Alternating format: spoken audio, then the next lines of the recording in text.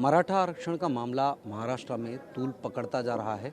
सितंबर में इस पूरे मामले में जहां पहली बार जगह जगह पर कई घटनाएं हुई, उसके बाद अक्टूबर के आखिरी दिन जो है इस तरह की घटनाएं देखने को मिली। 30-31 अक्टूबर को जो है कई जगहों पर हिंसा हुई, लेकिन मराठा नेता मनोज जारांगी लोगों से ये अपील कर रहे हैं कि लोग शांतिपूर्वक तरीके से आंदोलन करें।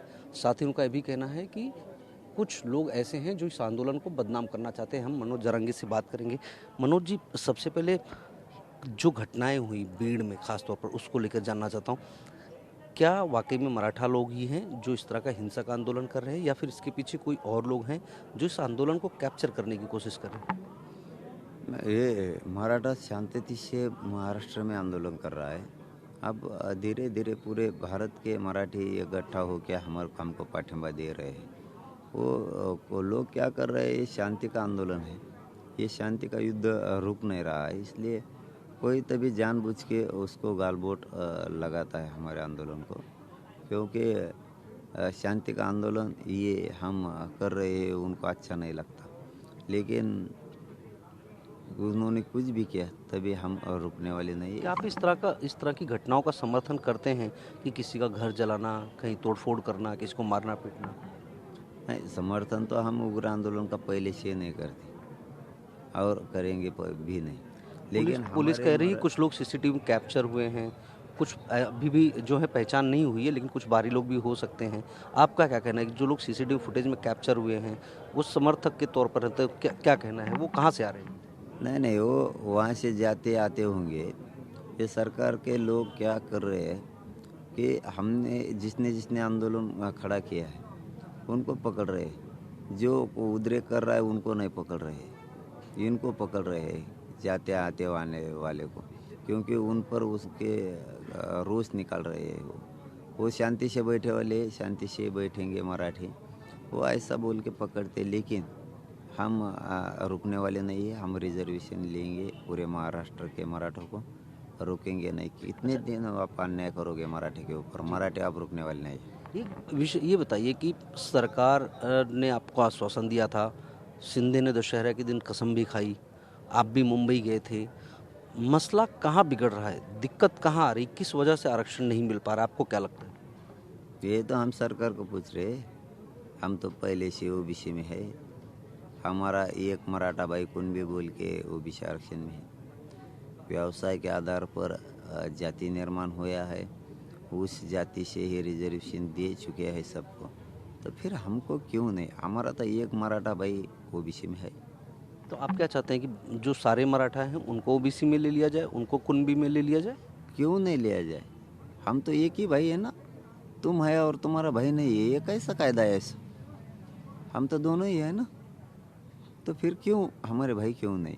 इसके वास्ते हम मांग कर रहे हैं और हम जिता के रहेंगे। महाराष्ट्र के मराठों रिजर्वेशन नहीं देंगे। कैसे देते नहीं सरकार, देखते हैं। हम भी मराठी हैं। सरकार ने कमेटी बनाई, जो पुराने दस्तावेज है निज़ाम काल के हैदराबाद से, उन दस्तावेजों को मंगाया जा रहा है, उसमें स्टडी की जा रही है। उनका कहना है कि जो लोग उस काल में जिनके दस्तावेज मिलेंगे उन लोगों को जो है मराठा समाज ओबीसी में कन्वर्ट करके उनको रिजर्वेशन दिया जाएगा। तो क्या इसका समर्थन है, या ओवरऑल सब सारे मराठाओं को ओबीसी में कन्वर्ट करके? निजाम स्टेट के दस्तावेज जमा करके अहवाल बनाने का और पूरे महाराष्ट्र को रिजर्वेशन देने का ऐसा ही है। क्यों? लेकिन कुछ लोगों के दस्तावेज नहीं मिल रहे, दिक्कत ये है। जरूरत नहीं ना। एक भाई का मिल गया, पूरे एक ही रक्त मुखी है, एक ही नात सगे नात लग गए, सगे भाई है। जरूरत क्या है? एक का मिल गया तो हो गया। अब आओ, हमको आप पुरावे मांग रहे हैं पूरे एक है, बाकी को दिए पुरावे नहीं दिए ना, वैसे डाल दिया आपने। एक के लिए कायदा दूसरा और हमारे लिए दूसरा, ऐसा कैसा हो सकता है? शिंदे की सौगंध पर आपको यकीन नहीं है क्या? नहीं, सौगंध से मेरे भाई को न्याय मिलेगा क्या? उनके भविष्य मेरे बच्चों के मराठों के उद्ध्वस्त हो चुके हैं। रिजर्वेशन नहीं है तो उनको ना शिक्षा मिलती है बाहरी, ना नौकरी मिलती है। वो बर्बाद हो चुके हैं। इसलिए मैं रुकूंगा नहीं, मैं रुक नहीं सकता। हमारा हक का जो है वही मांग रहे हैं, हम किसी का नहीं मांग रहे हैं। अनवोली करेंगे हम। तो सरकार तो कहती 50% से ज़्यादा कानूनन आरक्षण दे नहीं सकते। महाराष्ट्र में पहले से ही 52% आरक्षण है। कैसे कोटा कैसे बढ़ेगा? कोर्ट भी इसके खिलाफ है। कोर्ट में पिछली बार जो फडणवीस सरकार ने दिया था वो टिका नहीं। बाठी आयोग ने 1.5 साल पहले क्या बताया? ओबीसी का आयोग था। ओबीसी की लोक संख्या 37%। कायदा क्या बोलता है? 50% रिजर्वेशन देना चाहिए, यानी कि 18%। ऊपर का क्यों खाते हैं आप? हमारा ये है ना, ऊपर का आप जो 16% रिजर्वेशन है वो मराठों का है। आप क्यों खाते हैं? बढ़ने की ज़रूरत नहीं, कम होने की ज़रूरत नहीं। तुम्हारा तुम खाओ, हमारा हमको दे दो।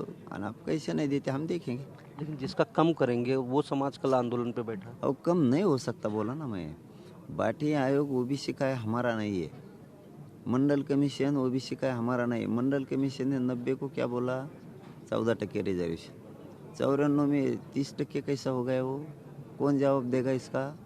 चार साल में 60% लोक संख्या कैसे हो गई? कोई उत्तर दे सकता है क्या? नहीं। अब भी 1.5 साल पहले बाठी आयोग ओबीसी का है, उन्होंने बोला 37% लोक संख्या हो गई। फिर आप क्या हो गया?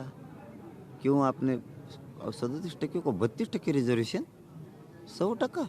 वो सिर्फ SC ST को ही है, ओबीसी को नहीं है। ओबीसी को लोक संख्या के प्रमाण में 50% है।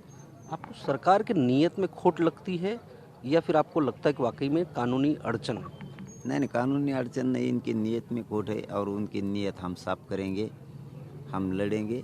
आगे आगे देखो क्या होता है। लेकिन सरकार कह रही कि फडणवीस जब बात करते हैं तो कहते हैं कि ये वही सरकार है जिसने पहली बार मराठों को आरक्षण दिया, तो हम पर भरोसा रखें, हमें समय दे, हम 100% मराठों को आरक्षण देंगे।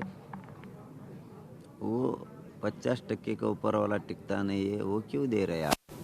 हमारा है हक का, वो दे दो ना। वो तो कह रहे हैं कि रास्ता निकालना, इसके लिए समय चाहिए। आ जाओ, देखेंगे। आ जाओ चर्चा को, देखेंगे क्या है तुम्हारे मन में। आ जाओ, चलो। अगर मैं तो आपको मुंबई बुलाया जाता है, मैं कभी बुलाता नहीं। आ जाओ, चर्चा करेंगे। आपको मुंबई अगर जाना पड़े और सरकार कहे कि आप मुंबई आइए, मुंबई में खुलकर तमाम प्रतिनिधियों से, नेताओं से, मंत्रियों से, मुख्यमंत्री उप मुख्यमंत्री से चर्चा करें, आप जाएंगे? नहीं जाएंगे। ये राज्य का गांव भी उनका ही है ना। इधर आओ ना, तुमको क्या आया? विमान फ्री में है, सब फ्री में है ना। आ जाओ ना इधर, हमारा डीजल है, उसको पैसा है हमारा। आ जाओ ना इधर, हम क्यों आएंगे उधर? आप दावत दे रहे हैं, बुला रहे हैं। बोला नहीं रहे हम, आना आओ, नहीं तो नहीं आओ, उधर सो जाओ। आप बोल रहे हैं कि वो समय मांग रहे, तो चर्चा करो, तो आओ चर्चा को। क्यों चाहिए ये बोलो पहले मुझे। वो कह रहे हैं कि समय कम पड़ रहा है। जो समय पिछली बार आपने जब उपोषण किया, हम लोग भी आए थे, आपसे बात हुई थी, समय उनको उन्होंने आपने थोड़ा 40 समय दिया था। 40 साल से कम पड़ रहा है उनको समय। वो तो कह रहे 40 साल पहले जो सरकारें थी उनको कोई सवाल नहीं उठा रहा, हम आरक्षण देने की कोशिश कर रहे हैं, हमको बदनाम कर रहे हैं, दूसरे पार्टियों के नेता बदनाम कर रहे हैं, मराठा नहीं। वो कुछ भी बोल सकते हैं, हम नहीं सुन सकते ना। हमारा रिजर्वेशन हमको चाहिए। चलो भाई, धन्यवाद। ये त्रास हो जास्त। बिल्कुल मनोज जारांगे उपोषण पर बैठे हुए हैं। शिवाजी की प्रतिमा है और छत्रपति शिवाजी की प्रतिमा के ठीक नीचे यहाँ पर उपोषण पर बैठे हुए हैं और उन्होंने ये कहा है कि अगर उनकी बात नहीं मानी जाएगी तो अभी तक जो उन्होंने खाना पीना छोड़ा है वो जल त्याग भी कर देंगे। एक सवाल मनोज जी, आपने जल त्याग करने की धमकी दी है, वहाँ पर ऑल पार्टी बैठक चल रही है, जल त्याग कर देंगे तो फिर आपके स्वास्थ्य पर बहुत असर पड़ेगा। वो सरकार की जिम्मेदारी रहेगी, मैं क्या कर सकता हूँ? आप अधिवेशन लेके एक दिन का। आपकी चिंता पूरे समाज को है ना, आप ठीक रहेंगे, स्वस्थ रहेंगे तो ये लड़ाई लगातार जारी रहेगी। समाज को न्याय तो मिलना चाहिए ना। सरकार नहीं देती तो मैं क्या कर सकता हूँ? मैं तो पानी छोड़ ही देने वाला हूँ, क्योंकि अधिवेशन बोल के आप महाराष्ट्र को कुंभी प्रमाण पत्र दे के ओबीसी में समावेश कर दो। आप चाहते हैं कि यहाँ पर अधिवेशन बुलाया जाए? हाँ, अधिवेशन लेना ही चाहिए। उन्होंने नहीं लिया तो न्याय कैसा मिलेगा मराठों को? कायदा कैसा पारित करोगे आप? कैसा करोगे फिर? परे बात बताओ हमको, कैसे कर सकते हैं आप? आपको आपका भी परिवार है, आपको अपने परिवार की, आपकी सेहत की चिंता तो सताती होगी ना? नहीं, मेरा परिवार महाराष्ट्र है।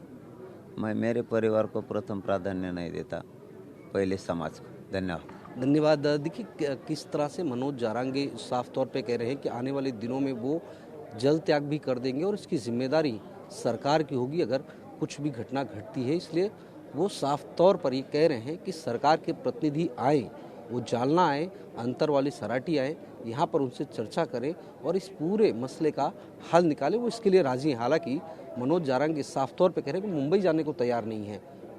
अंतरवाली सराटी महाराष्ट्र के अंदर ही आता है। अगर सरकार को चर्चा चाहिए, समय चाहिए, तो उसके लिए उन्हें खुद से अंतरवाली सराटी गांव आना पड़ेगा।